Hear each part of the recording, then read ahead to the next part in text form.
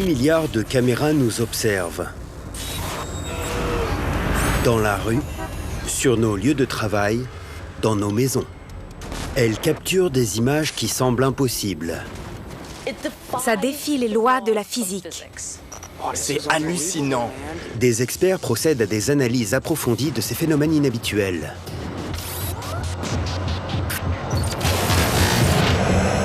Je veux savoir ce que je vois. Il doit y avoir une explication. Qu'est-ce qu'il se passe? Dans cet épisode, un homme agit comme un robot indestructible. Il fonce sur la voiture comme une machine. Une force mystérieuse attaque des touristes en mer. Les gens sur ce bateau ne s'attendaient pas à vivre ce qu'ils ont vécu. Et une entité lumineuse sème la terreur sur une route déserte. Est-ce qu'elle utilise cette lumière pour éclairer? Ou est-ce qu'elle attire sa proie? Des phénomènes bizarres. Des mystères filmés. Ça, c'est de l'explosion. Que se cache-t-il derrière ces étranges évidences?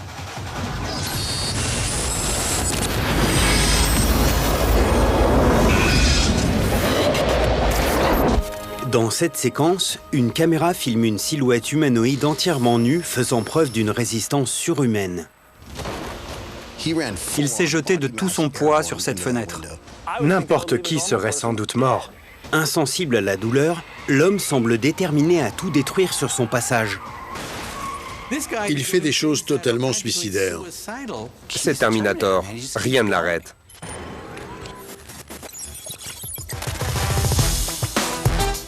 Nous sommes le 7 mars 2015 à Los Angeles, une ville célèbre pour son climat méditerranéen et ses stars de cinéma. Mais tandis que le soleil se couche, une banlieue paisible est sur le point de vivre un événement qui semble tout droit sorti d'un film d'action hollywoodien. On vit ici depuis 20 ans. Il se passe des petites choses de temps en temps, mais rien de comparable. Ce soir-là, Charlie Barnes et sa femme rentrent chez eux après avoir passé la soirée chez des amis. On est rentré vers 23 h. On allait se coucher. 5 minutes plus tard, quelqu'un frappe à la porte et nous dit que notre voiture a été percutée. Là, j'ai vu ma voisine. Elle avait l'air secouée, alors je lui ai demandé si c'était elle qui était rentrée dans ma voiture et elle m'a répondu « Non, c'est pas moi, c'est un homme tout nu ». Je ne la croyais pas, alors j'ai voulu vérifier sur les vidéos. Charlie Barnes est abasourdi par ce qu'il voit sur les images. Un homme nu se lance sur la vitre arrière de sa voiture. On était sidérés. Il fonce sur la voiture comme une machine. L'homme rebondit sur le sol après avoir reçu un coup qui aurait dû l'assommer. Mais il se relève. Visiblement, rien ne peut l'arrêter. La voisine tente désespérément d'échapper à l'homme incontrôlable. Mais le mystérieux assaillant décide de s'en prendre à elle. Il saute sur la voiture comme s'il en redemandait. Ma voisine était terrifiée. Elle a démarré en trombe, elle a percuté ma voiture. L'homme est projeté à grande vitesse et heurte le sol de façon extrêmement violente. Comment peut-il se relever? Après tout ça, il arrivait encore à courir normalement.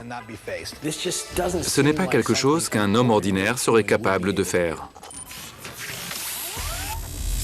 Greg Solgit est expert en physiologie et en sciences biomédicales. Il a mis au point une expérience pour vérifier si un être humain pourrait se relever de ce genre d'accident sans subir de graves blessures. Est-ce qu'il s'agit d'un être humain comme vous et moi? C'est ce que je veux découvrir. Le biologiste ne va pas se lancer lui-même sur la voiture. Il a prévu une doublure. Newton a à peu près la même corpulence que l'homme de la vidéo. Je vais le suspendre à une corde par un harnais. Je vais le lâcher en direction de la vitre arrière et on va voir comment il s'en sort. On l'accroche. Greg Solgit a calculé la force d'impact vue dans la vidéo de surveillance. L'homme court à environ 18 km/h lorsqu'il percute la voiture.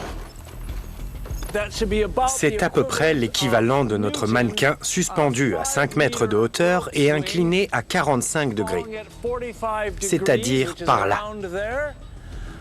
Il devrait traverser la vitre mais seulement parce qu'il a la tête dure et le cou rigide.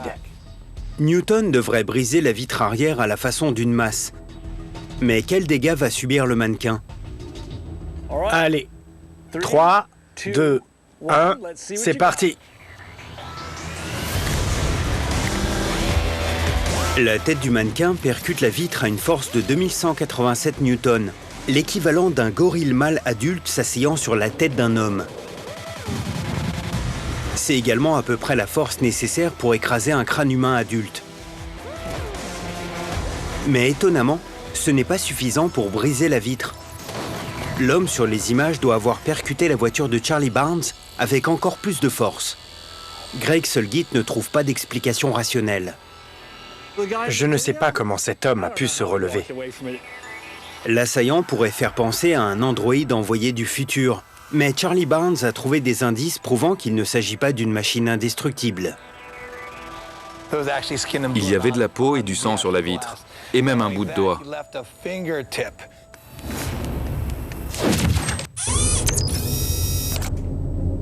L'auteur Heidi Hollis cherche des indices dans la vidéo. Elle se demande si l'incroyable résistance de cet homme ne viendrait pas du fait qu'il se trouvait dans un état second.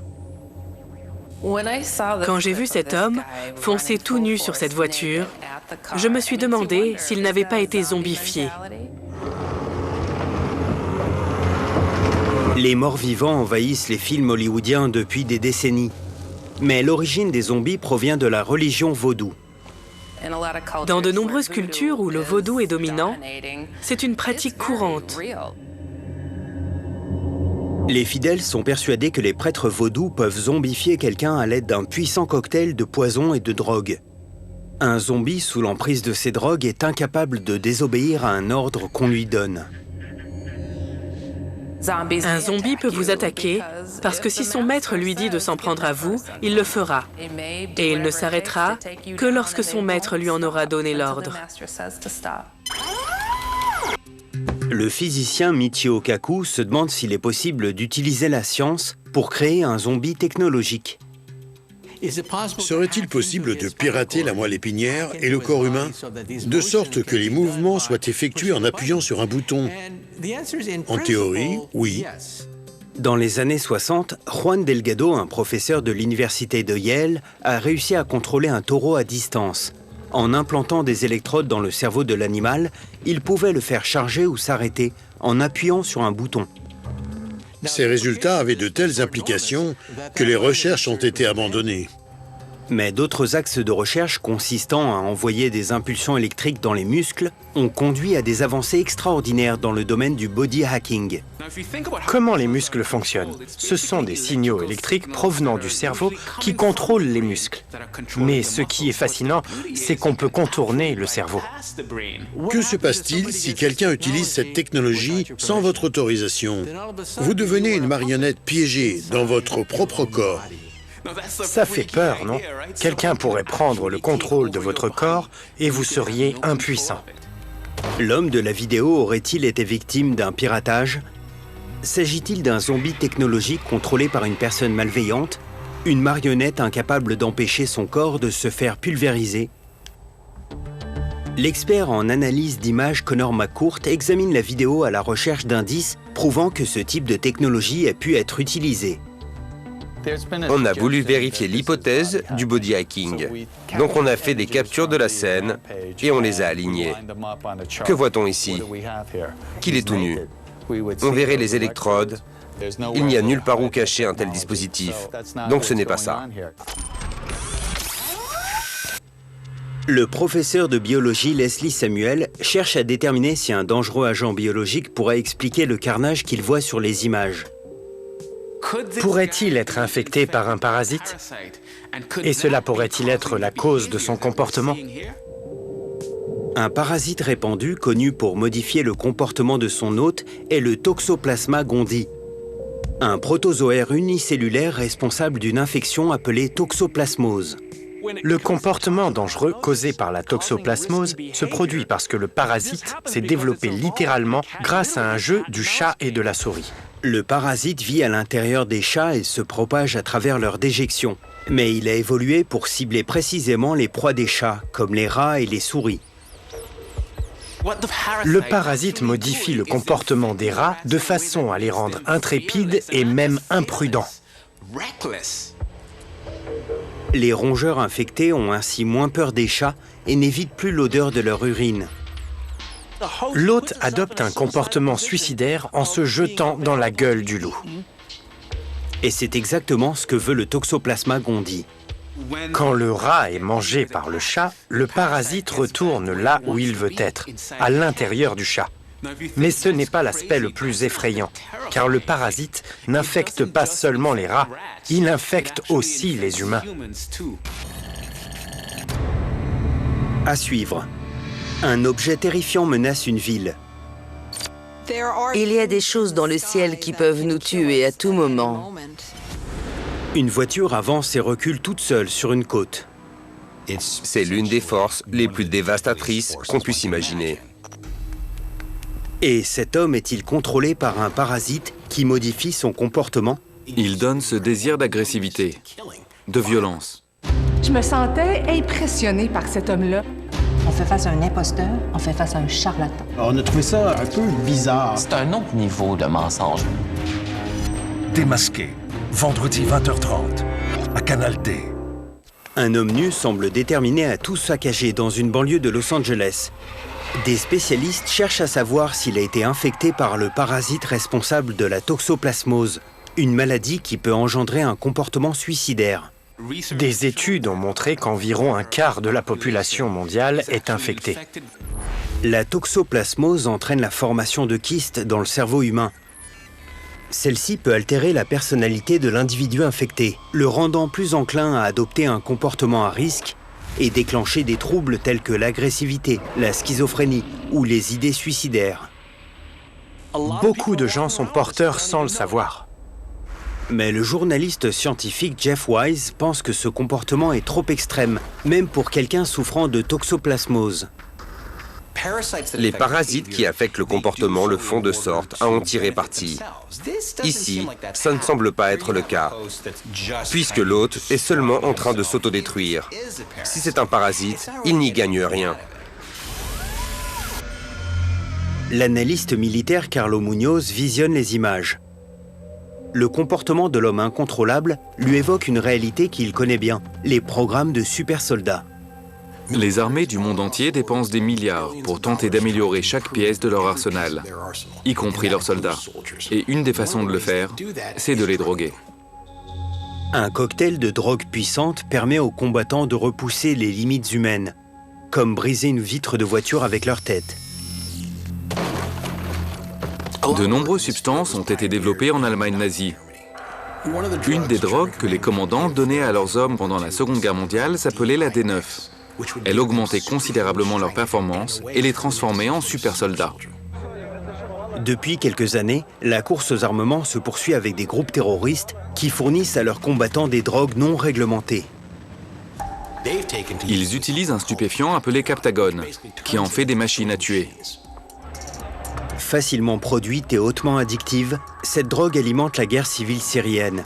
Des groupes comme l'État islamique l'utilisent pour s'assurer que les kamikazes accomplissent leur mission. Une fois consommé, le Captagon donne cette sensation d'euphorie, mais aussi ce désir d'agressivité, de violence.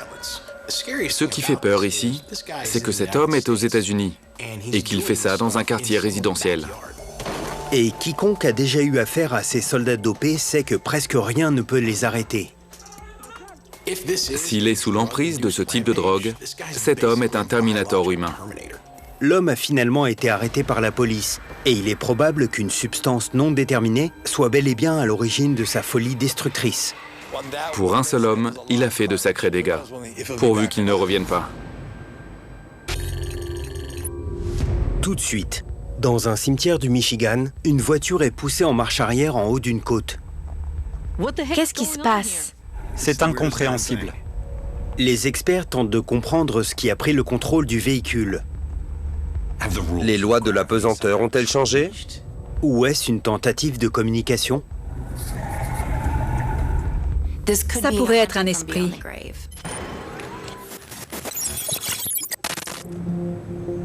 Juin 2013, Détroit dans le Michigan. Dans la banlieue paisible de Farmington, aucun endroit n'est plus calme que le cimetière Oakwood. Lonnie Williams décide de s'y rendre. Il s'arrête au pied d'une côte et se met au point mort. C'est alors que l'incroyable se produit. La voiture monte la côte en marche arrière.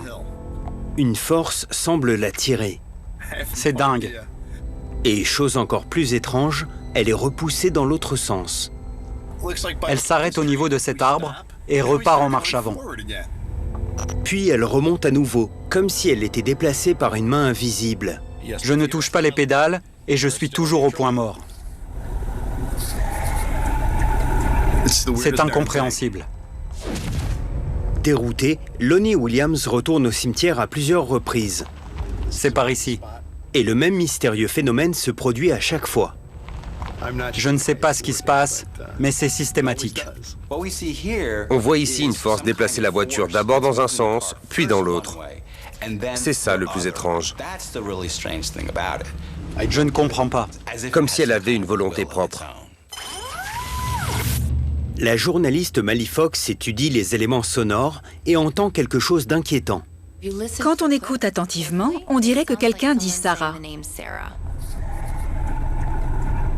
Franchement, ça fait froid dans le dos. Je suis allé jeter un coup d'œil et j'ai trouvé plusieurs tombes avec le prénom Sarah. C'est vraiment bizarre. Certains pensent que les esprits peuvent faire bouger des objets sans les toucher. C'est ce qu'on appelle la psychokinésie. Est-ce un esprit qui pousse la voiture pour s'éloigner du cimetière? Peut-être que cet homme n'est pas le bienvenu? À suivre. Une mystérieuse créature lumineuse rôde sur l'autoroute panaméricaine. Ces organismes utilisent la lumière pour attirer leur proie. Les passagers d'un bateau sont attaqués par une force violente provenant des profondeurs. Ces gens sont en grand danger. Et dans la demeure des morts, un phénomène effrayant perturbe les vivants. Vous croyez faire une chose, et pourtant, il se passe autre chose. Je n'ai pas tué personne. Non, excusez de meurtre, c'était pas lui. Ils ont triché sur toute la ligne. C'est une preuve qui a été manipulée. Il y a eu de la magouille, c'était épouvantable. C'est pas moi. Colosse Plamondon, vendredi 21h, à Canal D. Dans un cimetière de Détroit, une voiture est possédée par une force mystérieuse qui la fait avancer puis reculer sur une côte. Je ne comprends pas. La planétologue Cyan Proctor tente de déterminer si les images révèlent une anomalie dans les lois de la physique. Normalement, ce qui descend reste en bas. Mais ici, la voiture descend puis remonte. Ce n'est pas normal. Depuis que Newton a vu une pomme tomber d'un arbre, les hommes pensent avoir compris le fonctionnement de la pesanteur. C'est la force qui nous permet de rester ancrés à la Terre. Mais une récente mission de la NASA a mis au jour un phénomène déroutant. Une découverte intéressante est que la pesanteur dans la baie d'Hudson, au Canada, est moins forte. Nous voyons la pesanteur comme une force constante. L'idée qu'elle soit plus faible à certains endroits est une perspective inquiétante. Ça ne veut pas dire que les gens flottent dans cette région du Canada. La pesanteur fonctionne toujours, mais elle est légèrement moins forte. Le journaliste scientifique Jeff Wise cherche à savoir quel phénomène pourrait avoir un effet aussi puissant sur la pesanteur dans le cimetière. Pour obtenir une telle force gravitationnelle, il faudrait que ce soit un objet extrêmement compact, une sorte de trou noir microscopique. L'idée d'un trou noir microscopique dans un cimetière peut sembler totalement insensée, mais cela ne défie pas les lois de la physique. Les minuscules trous noirs sont tellement compacts que rien ne peut leur échapper, pas même la lumière. L'idée d'un micro-trou noir est assez terrifiante. C'est l'une des forces les plus dévastatrices qu'on puisse imaginer. Le physicien théoricien Michio Kaku s'est penché sur le travail des scientifiques qui étudient actuellement les trous noirs microscopiques. À Genève, nous avons le Grand Collisionneur de Hadron, le plus puissant accélérateur de particules au monde. L'une de leurs expériences consiste à créer des mini-trous noirs. Les trous noirs créés par le grand collisionneur de Hadron sont instables et existent pendant une fraction de seconde. Mais des trous noirs microscopiques qui se forment naturellement dans la galaxie sont bien plus stables et beaucoup plus destructeurs.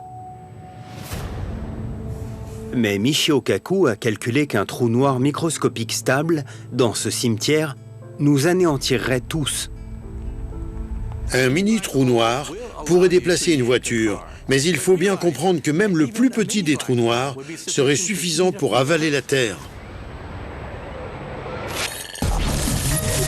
Le physicien visionne à nouveau les images. Il se demande si la forme de la côte pourrait affecter la perception du témoin Lonnie Williams. Comment le cerveau sait ce qui est en haut, en bas, à gauche, à droite? Grâce à l'horizon, à des poteaux, des points de référence. Et si vous déplacez ces points de référence, vous pouvez duper le cerveau. Par exemple, ce jeune garçon est-il aussi grand que cet adulte? Combien de chiens sont présents sur ces images? Et cette côte est-elle réellement ce qu'elle semble être? Cyan Proctor pense qu'il pourrait s'agir d'un phénomène connu sous le nom de côte magnétique. Quand on regarde les pierres tombales et les arbres sur la vidéo, on remarque qu'ils penchent d'une certaine façon, et cela induit nos sens en erreur. Lorsque nous sommes sur une côte magnétique, le paysage qui nous entoure nous donne l'illusion que nous sommes sur une pente descendante. Mais si nous pouvions regarder la côte sous un autre angle, nous verrions que nous sommes en réalité sur une pente ascendante. Vous croyez faire une chose, et pourtant, il se passe autre chose. Et tout à coup, vous défiez les lois de la pesanteur. Mais s'il s'agit d'une côte magnétique, pourquoi la voiture va-t-elle dans deux directions opposées? Elle repart en avant. Et d'où vient la voix dans la voiture? Lonnie Williams ne croit pas qu'une force naturelle perturbe ses sens. Une illusion d'optique? Je ne suis pas sûr que ce soit vraiment la réponse. Pour moi, ça reste un mystère.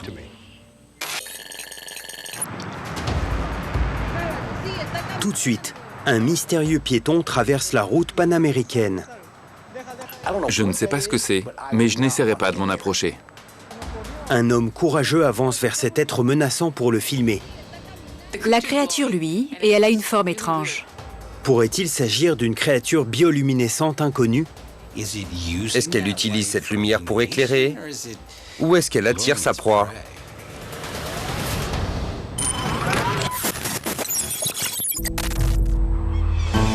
Nous sommes en août 2016 sur l'autoroute panaméricaine.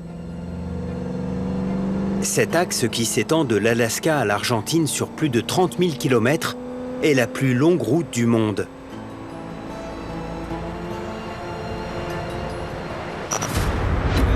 Cette nuit-là, sur une portion déserte de la route au Pérou, un groupe d'amis aperçoit une étrange silhouette. Vas-y, filme. Il y a un truc, c'est flippant. Calme-toi. Le groupe filme anxieusement cette mystérieuse entité. Elle peut être dangereuse. La créature semble les observer avec des yeux brillants. On dirait une méduse qui marche. Puis elle s'éloigne en glissant dans l'obscurité. Les experts sont abasourdis. De quoi est-elle capable? Je n'irai sûrement pas la suivre. Le spécialiste en analyse d'images Ben Radford examine la vidéo à la recherche d'indices qui lui permettraient d'identifier cette mystérieuse entité. La silhouette change. Parfois, on dirait qu'elle a des jambes, parfois des tentacules. À un moment, elle flotte dans l'air. Et ensuite, elle a l'air de marcher. Elle fait plein de choses différentes, donc ça rend le mystère d'autant plus difficile à résoudre.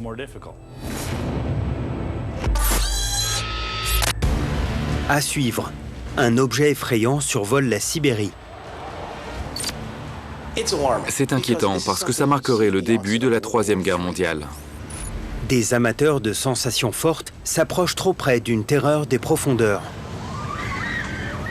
Ils sont en danger. Ça devient une question de survie. Et ces jeunes Péruviens sont-ils face à un prédateur inconnu? Ces gens devraient avoir peur.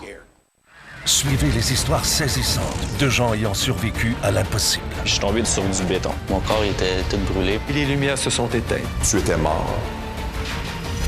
J'ai frôlé la mort, mardi 21h, à Canal D. Un groupe d'amis s'approche d'une étrange entité au bord d'une autoroute péruvienne. Un métamorphe luminescent qui semble défier toute logique. La biologiste Dani Washington étudie les images.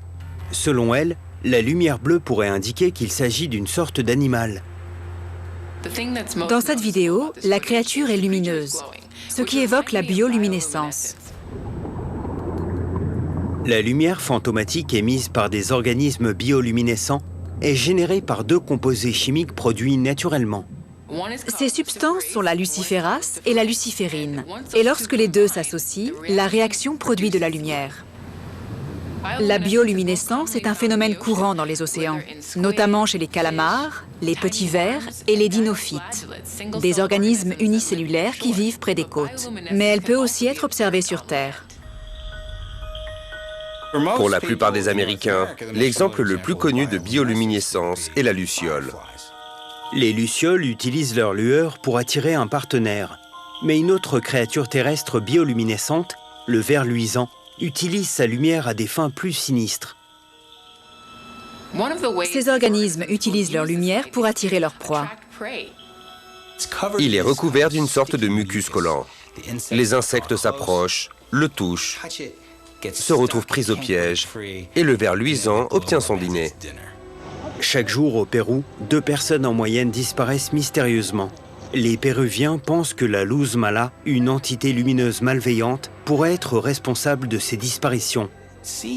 Quand on voit cette étrange créature qui émet cette lumière bleue, on se demande forcément, est-ce qu'elle utilise cette lumière pour éclairer ou est-ce qu'elle attire sa proie? Ben Radford analyse la lumière bleue. Il remarque un détail qui remet en question la théorie de la bioluminescence. Dans la vidéo, on a l'impression que l'entité émet cette étrange lumière bleue. Mais est-ce vraiment le cas? Est-ce qu'elle éclaire le sol ou les arbres alentours? La réponse est non. Ça veut dire que c'est une lumière réfléchie, pas une lumière émise. Ce qui signifie que la surface de l'entité est forcément brillante.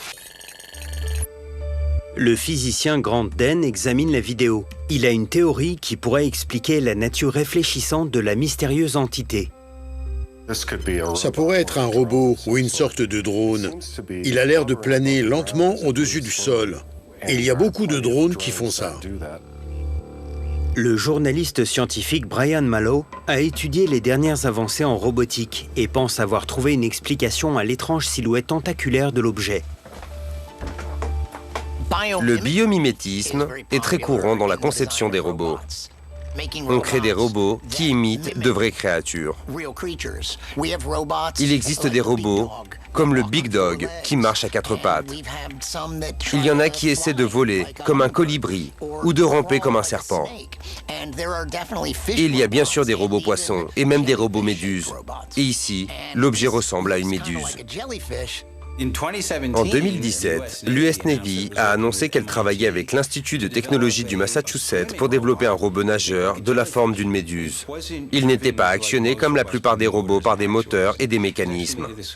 Il était fait d'une substance gélatineuse avec des bras flexibles et pouvait attraper des poissons avec ses tentacules robotisés. Un robot plus grand pourrait sûrement attraper un objet de la taille d'un homme. Le robot Méduse ne se limite pas aux environnements aquatiques. Un prototype capable de planer et de se déplacer dans l'air a déjà été développé. Ces robots méduses se déplacent à peu près de la même façon que ce qu'on voit sur la vidéo. L'expert en technologie militaire Carlo Munoz se demande comment une machine aussi perfectionnée aurait pu se retrouver sur cette route isolée. Est-ce un nouveau drone qui s'est perdu en route ou une sorte de prototype qui a déraillé? Un robot endommagé ou défaillant pourrait se comporter de façon imprévisible, voire dangereuse. Ces gens devraient avoir peur. Mais l'ingénieur Lisa Lazarek Assunta remarque un détail qui remet en cause la théorie du robot. Dans la vidéo, on dirait que l'objet est percuté par un camion. Il devrait être pulvérisé, et pourtant, il est intact. Les experts sont incapables de dire avec certitude ce que le groupe d'amis a aperçu sur cette portion de route. Qu'est-ce que c'est? Qu'est-ce qu'il veut? À leur place, je prendrai mes jambes à mon cou. Tout de suite, une sphère inquiétante apparaît dans le ciel sibérien. Qu'est-ce qui survole la Russie? Un faisceau lumineux semble se diriger vers la Terre. On dirait une arme qui tire sur la Terre. Les habitants craignent d'être frappés par une attaque dévastatrice venant du ciel. Faut qu'on s'en aille. Il y a des choses dans le ciel qui peuvent nous tuer à tout moment. 17 novembre 2015, Omsk. La 7e plus grande ville de Russie est surnommée le Chicago de la Sibérie. Ces dernières années, la plus grande menace pour les habitants de la ville a été le froid intense de l'hiver sibérien, avec des températures pouvant chuter jusqu'à moins 35 degrés. Jusqu'à ce qu'un événement terrifiant vienne briser la tranquillité d'une soirée ordinaire.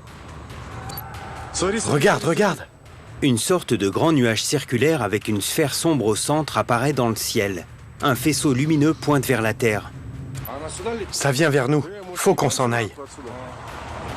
Et tout à coup, l'objet lumineux se disperse dans une immense boule de vapeur, comme s'il avait été violemment détruit.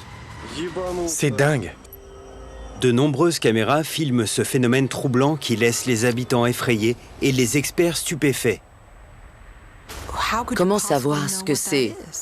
Et le lieu de l'événement conduit à de sombres conclusions quant à la nature du phénomène. Est-ce un programme d'armement secret?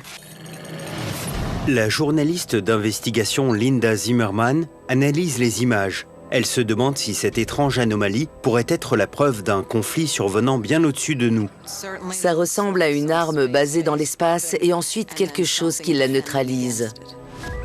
Cet étrange événement pourrait-il être un système de défense spatiale, un impact sur une sorte de bouclier énergétique? Si vous voulez rester dissuasif, si vous voulez pouvoir vous défendre ou attaquer, vous devez passer au niveau supérieur, c'est-à-dire l'espace. Cela peut faire penser à de la science-fiction, mais l'espace est désormais la nouvelle frontière dans les conflits mondiaux. When it comes to defending America, it is not enough to merely have an American presence in space. We must have American dominance in space. To establish a space force as the sixth branch of the armed forces. L'annonce du président des États-Unis augmente l'éventualité d'un affrontement orbital entre les États-Unis, la Russie et la Chine. L'espace offre une position de supériorité. Les superpuissances veulent avoir des atouts opérationnels dans l'espace. L'experte en aérospatiale Marna Kaigel se renseigne sur l'existence de véhicules spatiaux qui pourraient être prêts au combat. Le X-37B est un aéronef sans équipage. Il ressemble à une petite navette spatiale. Le X-37B est un véhicule autonome révolutionnaire développé par l'US Air Force. Il a la capacité de rester en orbite pendant de longues périodes. On sait qu'il va dans l'espace, mais on ne sait pas ce qu'il y fait. En théorie, il pourrait transporter toutes sortes de charges utiles, quel que soit l'objectif de l'armée. Le planétologue Dan Durda pense que les Russes développent probablement leur propre arme spatiale. On se doute que des véhicules doivent être testés en secret, car ils ne veulent évidemment pas dévoiler leur arsenal à leurs ennemis potentiels. Omsk abrite un centre secret de recherche et développement spatial. C'est aussi l'une des villes russes les plus proches des bases de lancement de la fusée Soyouz au Kazakhstan. Les conséquences potentielles d'un affrontement orbital entre des vaisseaux russes et américains est une perspective effrayante. C'est inquiétant, parce que ça marquerait le début de la Troisième Guerre mondiale. À suivre, des touristes font un voyage en enfer. Ils ne se croient pas du tout en danger. Et des habitants d'une ville sibérienne pensent assister à un combat spatial. Si c'est de nature militaire, c'est très dangereux pour la population. dans l'immensité du monde. Les enjeux sont nombreux. Pour tout comprendre, DocuD, mercredi 21h, à Canal D. Des habitants de la ville d'Omsk en Russie craignent d'assister à un conflit qui a éclaté dans l'espace. C'est dingue. L'experte en aérospatiale Marna Kegel analyse les images. Elle pense que la perspective d'un affrontement orbital est peu probable au regard de la taille de cet étrange objet. Même si on imaginait deux vaisseaux spatiaux en train de s'affronter, ça n'expliquerait pas vraiment ce que l'on voit ici. Pour qu'il soit aussi lumineux, ce phénomène doit se produire dans l'atmosphère, pas en orbite. Donc je ne pense pas que ce soit la bonne explication. Dan Durda pense qu'une autre technologie spatiale pourrait expliquer ce mystérieux événement atmosphérique. Ça ressemble à un lancement de missile. Lorsqu'un étage de missile se sépare d'un autre, très souvent, le carburant restant dans les réservoirs est évacué par les soupapes du moteur, ce qui peut créer des phénomènes visuels intéressants. Sur les images, le moment de la séparation semble évident. La zone lumineuse disparaît lorsque les moteurs du missile s'éteignent. Et le cercle de vapeur qui s'étend correspond à l'évacuation du reste de carburant lorsque l'étage suivant se détache. Mais Linda Zimmerman remarque que la trajectoire du phénomène est contraire à ceux que l'on s'attend à voir dans un tir de missile. Je dirais que c'est un tir, sauf qu'il ne va pas vers le haut, il va vers le bas. Il se dirige vers la surface. L'objet pointe vers le bas, ce qui signifie que, quelle que soit la charge qu'il transporte, celle-ci est lancée vers le sol. Si c'est de nature militaire, c'est très dangereux pour la population. Les missiles balistiques intercontinentaux sont testés. Leur trajectoire est bien définie. Mais dans le cas présent, la trajectoire n'est pas habituelle. Il pourrait s'agir d'une nouvelle aptitude ou bien d'un nouveau type d'arme. La mise à l'essai d'une nouvelle sorte de missile nucléaire soulève des inquiétudes quant aux tensions croissantes entre la Russie et l'Occident. À l'évidence, ça vient de l'armée russe, donc je ne suis pas surprise que les gens ne soient au courant de rien et que ça les inquiète. À suivre, les passagers d'un bateau sont attaqués par une force dévastatrice. Ça n'arrive pas souvent, mais quand ça arrive, ça peut être fatal. Tout de suite, les passagers d'un bateau sont fascinés par un spectacle étrange. Ils ne se croient pas du tout en danger. Une mystérieuse lumière rouge perce l'obscurité. Ils ne savent pas ce qui se passe. Et tout à coup, boum! Les gens sur ce bateau ne s'attendaient pas à vivre ce qu'ils ont vécu.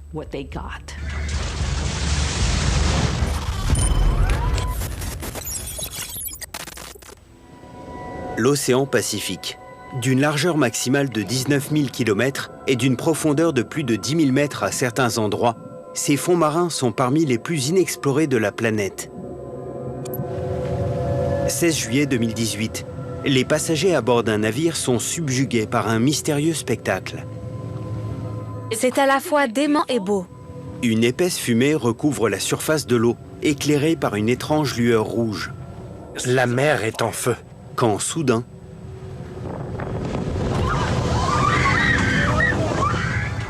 ils sont en danger. Ça devient une question de survie.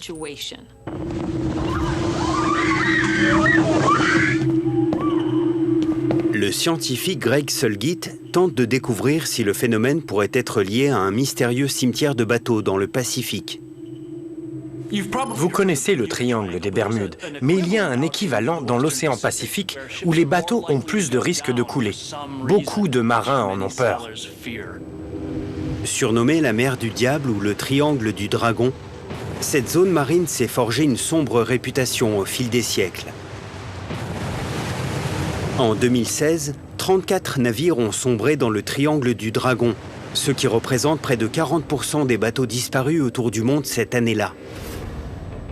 Selon Greg Sulgit, un phénomène océanique rare et destructeur pourrait expliquer ces mystérieuses disparitions. Il y a souvent des émissions de méthane qui proviennent du fond de l'océan et qui forment des bulles. Quand elles arrivent à la surface, la mer bout littéralement. Si un navire passe au-dessus, il ne peut plus flotter. Il est englouti et il peut sombrer en quelques secondes. Si c'est ce qui se passe ici, ces gens sont en grand danger. L'ingénieur Lisa Lazarek-Assunta se penche sur l'endroit où la scène a été filmée et constate un problème avec la théorie de la mer du diable. La mer du Diable est la zone qui s'étend sur 1200 km entre la côte est du Japon et l'île d'Iwo Jima. Mais cette scène se déroule de l'autre côté du Pacifique, près d'Hawaï. Donc ce n'est pas ça. La planétologue Cyan Proctor pense savoir à quoi correspond l'étrange lueur rouge. Toute cette vapeur générée et cette couleur rougeoyante me font immédiatement penser à une coulée de lave qui se répand dans l'océan. Le lieu de l'incident corrobore cette théorie. Les îles hawaïennes sont un parfait exemple de terres qui ont été créées par le feu. Hawaï continue de se former et abrite le plus célèbre volcan actif au monde, le Kilauea. Le Kilauea est régulièrement en éruption depuis 30 ans. Et parfois, les coulées de lave tombent dans l'océan. C'est un événement spectaculaire à regarder. Et le Kilauea est à l'origine d'un étrange phénomène. Les violences des dernières éruptions a projeté des milliers de pierres fines vertes appelées olivines. Plus dures que du verre, ces magnifiques gemmes bombardent l'île telle une pluie de météorites et les grosses pierres peuvent présenter un danger pour les passants. Mais ça n'explique pas pourquoi tout devient subitement noir. Et d'où vient cette explosion? Cyan Proctor pense qu'il s'agit d'un événement volcanique rare et extrêmement destructeur. On est dans une situation où les gaz peuvent s'accumuler. Et c'est ce qu'on voit, une véritable bombe volcanique qui explose devant ces gens. Ça n'arrive pas souvent, mais quand ça arrive, ça peut être fatal. La bombe volcanique a explosé juste à côté du bateau, projetant de la vapeur et de la roche fondue. 23 personnes ont été blessées et l'une d'elles a eu le fémur fracturé. Imaginez qu'ils aient été encore plus près, ou que la lave ait percé la coque du bateau. Ils auraient coulé dans de l'eau bouillante. Ils ont de la chance d'avoir survécu.